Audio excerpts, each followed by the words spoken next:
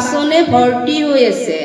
লগে লগে সি কৃতিকা বুলি চিঙৰাত মাকে বাৰাণ্ডাৰ পৰাই মাত লগালে, তোৰ কথা আজি বোৱাৰীয়ে নুশুনিব দেই। কালিয়ে মোক সাক্ষী কৰি খোৱা শপত সদায় বোৱাৰীৰ ভাত আঞ্জাক লৈ আপত্তি নহয়, কি ৰান্ধে বুলি। ঘৰত বোলে একো কাম নাই, খালি ফোনটো লৈ লৈ ফটো উঠা, লগৰ লগত ফোনতে কথাত মজগুল হৈ থকা।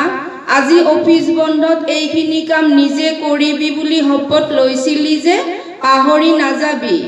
চুপচাপ বাচনখিনি ধুই চাহ 2 কাপ কৰি আমাক দি যাবি, বুজিলি।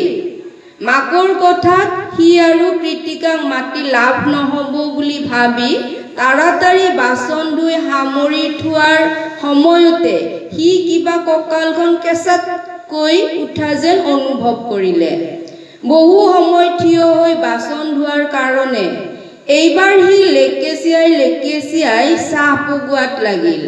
চাহ হলত মাক আৰু কৃতিকাক হাতত তুলি দিয়াত কৃতিকাই কেৰাহীকৈ চশমাযোৰৰ ওপৰেৰে চাই কৈ উঠিল, হেৰি বাহিৰঘৰ কেতিয়া ঝাৰু দিব?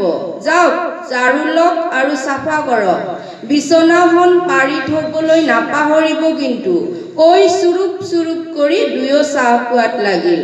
শাহু বোৱাৰীয়েকে বেচেৰায়ো শপত লৈ পস্তালো ভাবি ঝাৰুতাৰ লৈ চাফা কৰাত লাগিল। এবাৰ যদি ইফালে ঝাৰু